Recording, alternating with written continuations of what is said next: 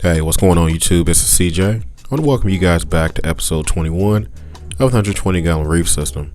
Update is going to be jam-packed, guys. A ton of new additions as far as livestock, corals, filtration plans. I'm going to walk you guys through every step of the way during this process. So go ahead and sit back, get your popcorn, hit that thumbs up button for me, and enjoy this video. Let's get to it.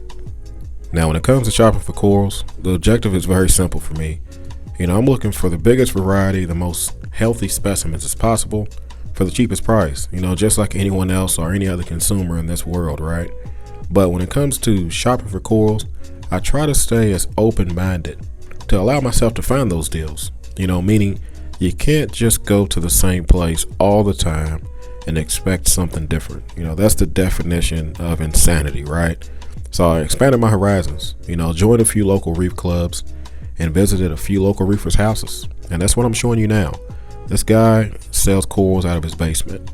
He had a 220 gallon display, frag tanks, and I believe 500 or 600 gallons of total system water volume.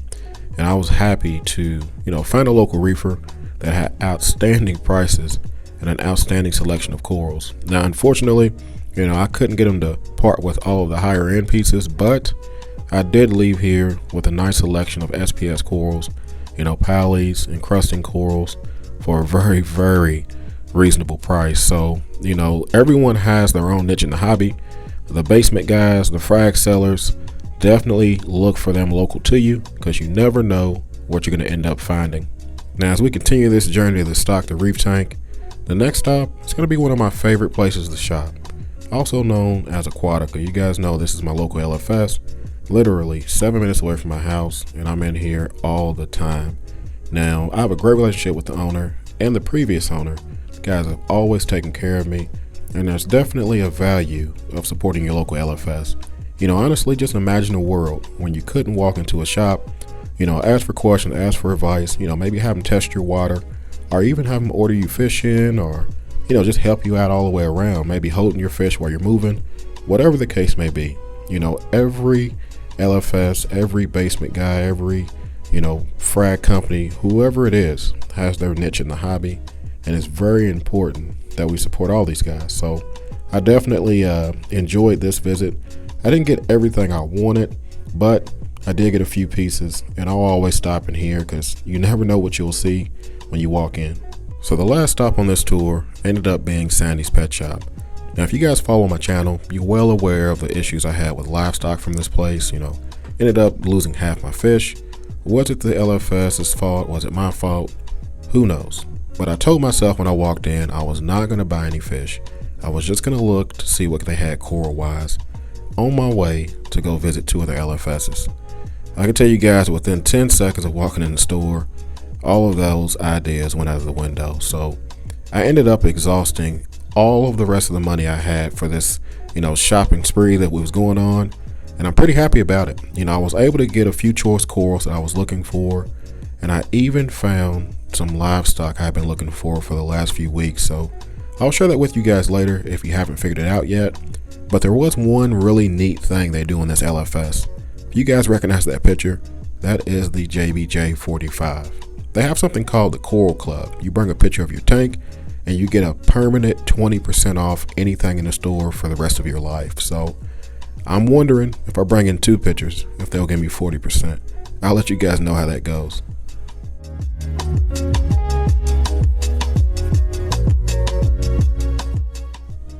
Now, I know a lot of you all may be curious at this point, and the answer is yes. I do dip my corals, and my favorite coral dip is going to be the Revive Coral Cleaner. Been using this stuff for years.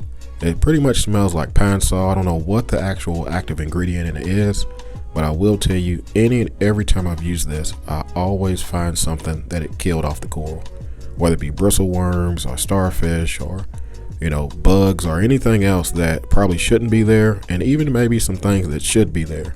But ultimately, the goal is to completely sterilize these corals, get anything off of them that I can see, whether it be aptasia or anything pest-wise I don't want in my tank, and hopefully avoid any issues later down the road. So when it's all said and done, this by far is my biggest coral haul ever.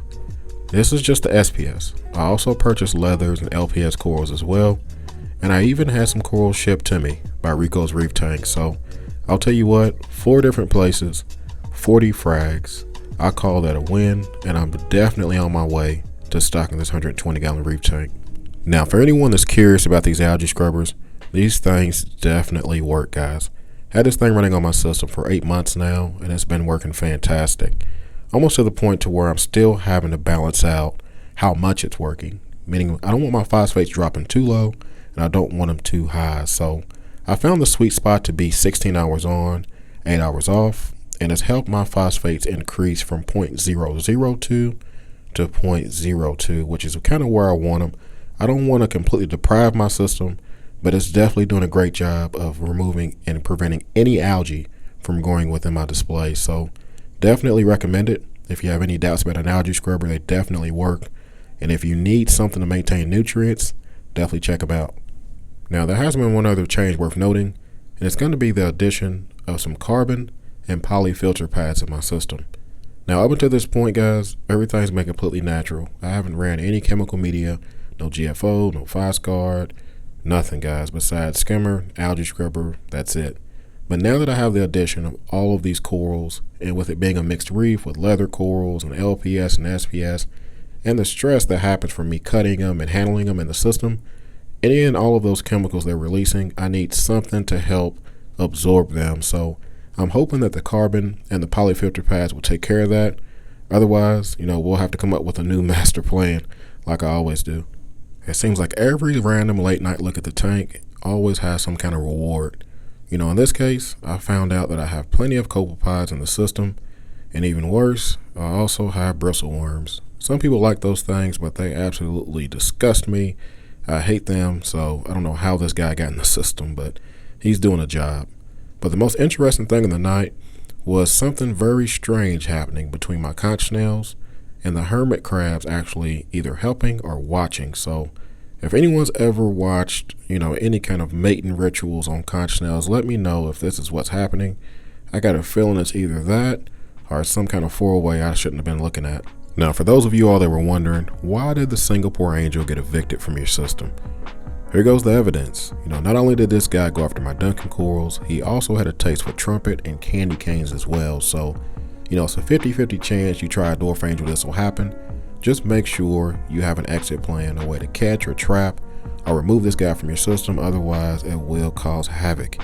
Now, luckily, he was worth just enough credit to exchange him for a diamond sifting goby. Now, this guy does a great job in the system keeping the sandbed clean. Unfortunately, he got a little too close to the reef lobster and got grabbed and almost sliced in half. I'm amazed at how resilient some of these fish are because he's still alive today. It's been almost 2 weeks and this appeared to be healing up. So maybe, a lesson learned, and he'll keep working and stay away from that lobster. Now, for those that have been following my channel, you're well aware I've been trying to find some Wyoming white clownfish for the last few weeks.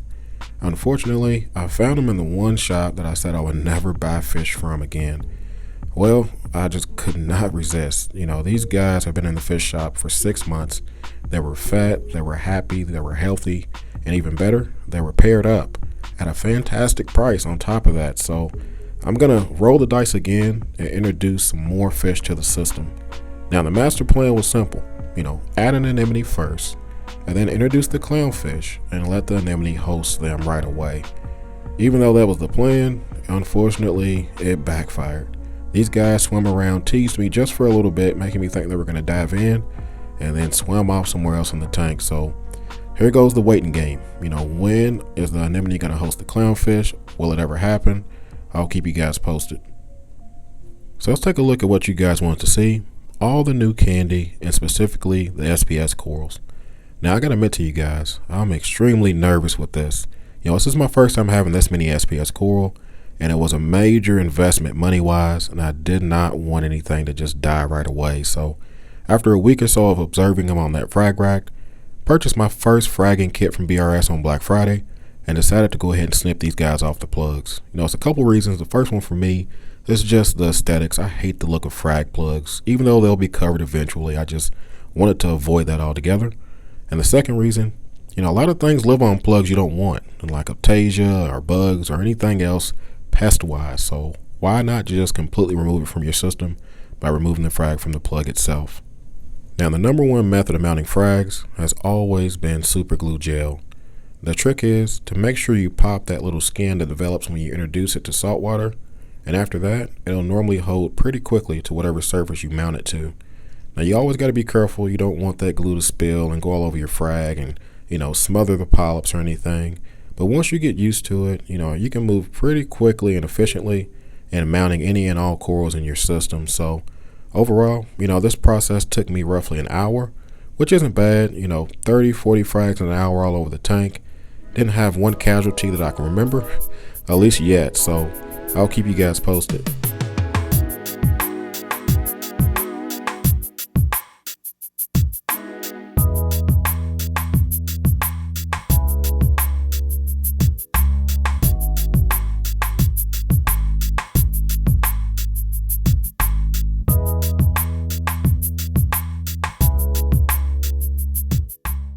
So here we go, guys.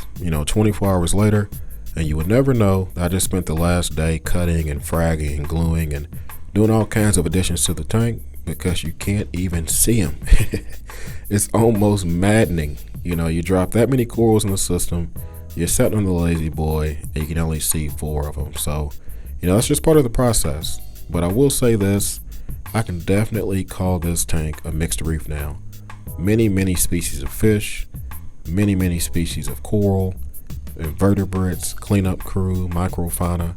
By all accounts, this fits the definition of a mixed reef, and that's what I was aiming for.